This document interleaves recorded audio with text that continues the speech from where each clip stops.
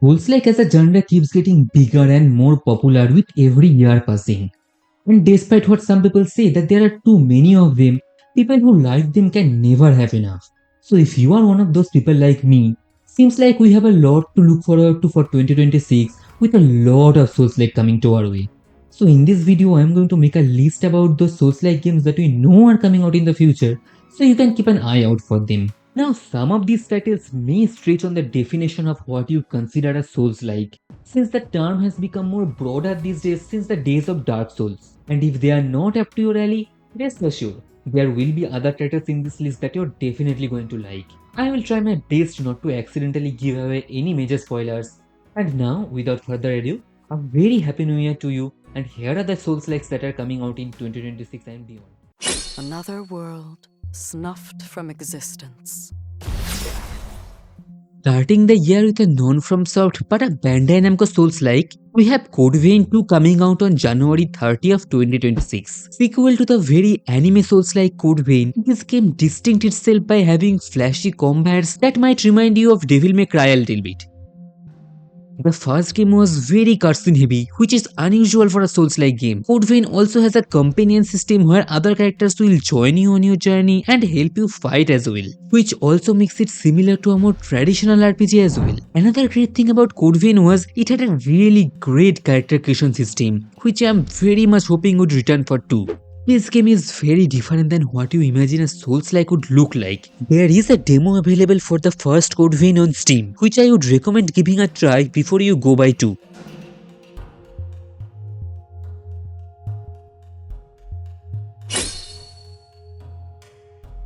Now this is the game I am most excited about in this list. The third entry in the Nioh series, we have Nioh 3 coming out in February 6, 2026. Team Ninja was highly praised for their success with Nioh 2 by making it such an amazing game and delivering so much new concept to the Souls-like genre that it created a subgenre of its own, where people are calling games like Khazan a Nioh-like. While Team Ninja didn't have much success with their recent titles like Oolong Fallen Dynasty, they released a public beta for Nioh 3 earlier this year, which I have played and it was highly enjoyable. It offers two distinct styles of combat, a more parry-focused, methodical samurai style, and a fast and aggressive ninja style, which is more similar to Ninja Gaiden. And people who had the privilege to play the closed beta recently have told that the game got even better since then. So Nioh 3 looks extremely promising. Now this is a unique one. Valor Mortis is a first-person Souls-like coming from the depths of Ghost Runner. While we don't have a release date for this, we have like half an hour of gameplay footage available on YouTube. It has very gothic atmospheric settings and very Dishonored Bioshock style gameplay, which is certainly unique for a game that claims to be a Souls-like. You also have a sword and a gun in each hand, which gives it a slight Bloodborne vibes as well. It's set in France during the time of Napoleon and has a supernatural twist to it. So if you are a fan of horror stories set in that era, this would be right up your alley.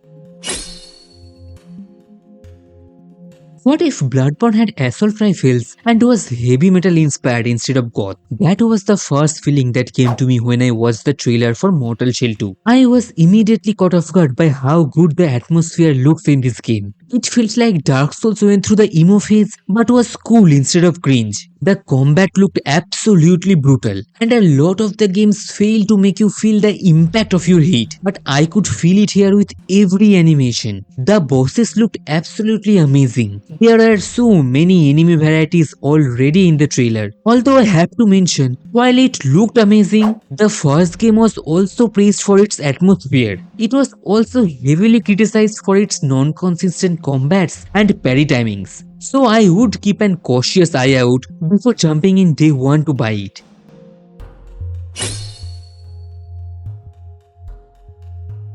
Joining the long list of sequels, we have Lords of the Fallen 2, following the first Lords of the Fallen, which got rebooted and turned into a Souls-like in 2023. It followed a very unique dual realm mechanic, making you explore two different worlds in the 2023 game. And while it was not the most out there, eye-catching Souls-like Lies of P or Nioh 2, it was definitely a very enjoyable experience, and hopefully the devs would take any feedback from the community and make 2 even better. While I am not eagerly waiting for this one, I would certainly give it a try.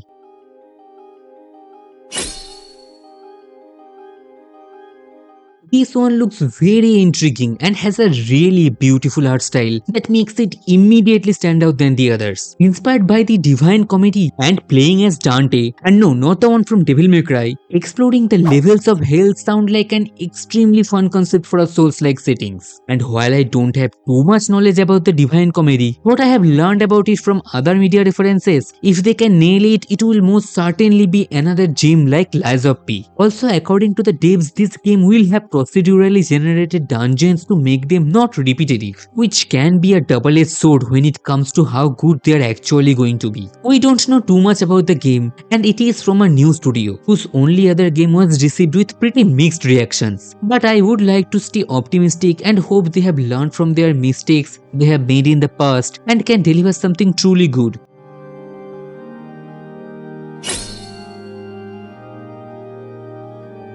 Black Myth Wukong at one point was the most wishlisted game on Steam, and a lot of people were skeptical about whether it would live up to the hype or not. But I think we can all agree it definitely exceeded them. And now we have another entry in the Black Myth series, Black Myth Zhong Kui, which will follow the story of Zhong Kui, another legend from Chinese myth. And apparently a demon hunter, Zhong Kui is not as worldwidely popular as Sun Wukong. Chinese myths have always been amazing. So I'm excited to learn more about him. And while we don't have any gameplay footage of the game, I'm optimistic Game Sense would deliver another banger.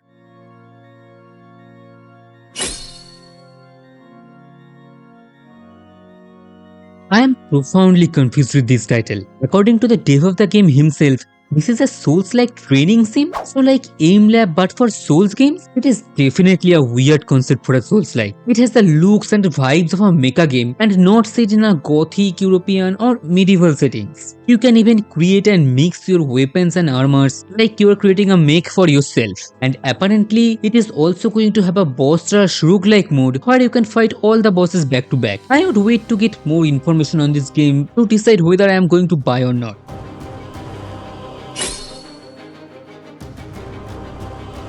Phantom Blade Zero is probably the most anticipated game under the ARPG genre for next year, and luckily we finally have a release date for it, September 9, 2026. If you are watching this video, you are most likely already aware of it, but if you are not, it's like if Devil May Cry was taking place in a wuxia setting. Now it does not really fit the definition of Souls-like, but I had to add it because I believe anyone who enjoys Souls games would very much enjoy this game as well. The combat is very fast paced and has a very diverse set of weapons and fighting styles. You can do a lot of chain combos like Devil May Cry, and the game looks absolutely beautiful. There are so many different type of enemies and bosses, each with their unique style of fighting shown just in the trailers already, that I'm excited to find out how big the roster is in the main game. This game has already set some high expectations, similar to what Black Myth Wukong did, and I really hope they would be able to deliver on those as well.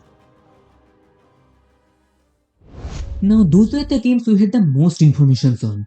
But there are other titles that have been announced that are Souls-likes or can be considered Souls-like adjacents, but we know very little about them. I will make another video in the future when you have more info on them, but for now here's a quick list on them so you can know which titles to keep an eye out for. Also, if you're enjoying the video and learned about games you didn't know before, consider liking the video and subscribe to the channel for more Souls and Souls-like content.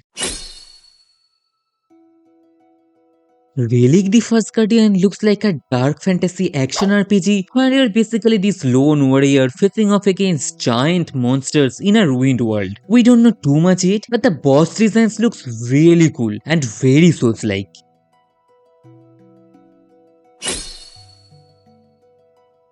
Decrepit has this gothic horror vibe, creepy castles, twisted enemies and slow and weighty combat. It feels like the kind of game where the world itself wants you dead, which honestly fits the genre perfectly.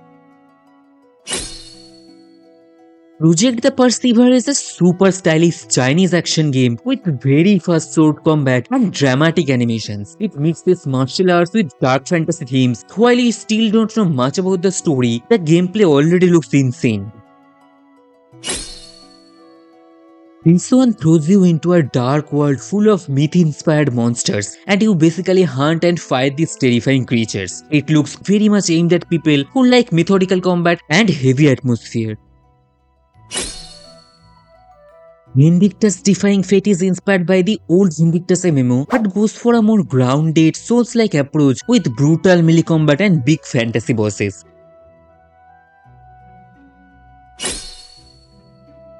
This feels like another classic Souls setup. You know, the doomed world, a chosen warrior, and a whole lot of dangerous enemies waiting to ruin your day and all of that. Not a ton of info yet, but the tone and setting definitely scream Souls-like. Swords of Legends lean into Chinese fantasy with flashy sword combat and mystical abilities. Lots of aerial movement, magic, and elegant environments. So it's more stylish than grim, but still fits the action RPG mold really well. Alright, this was the list of all the Souls-like games that have been announced according to my knowledge.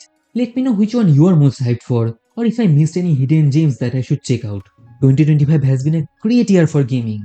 And then Elden Ring Night Rain, a game that a lot of people are skeptical about and almost wrote it off because it's a multiplayer game, took us all by surprise with how good and addicting it was. So I am more optimistic now that the Duskblood is going to be good as well. But since it's a Nintendo game and a lot of people don't have Nintendo or don't want to buy a super expensive console just to play one game, I didn't include it in this list. But I do stream Night Rain on my channel 5 days a week, so if you want to see more Night Rain content, join me live to see me suffer. But that will be it for me today. I am Gaurav, this is the Bonfire Keeper, and I will see you next time.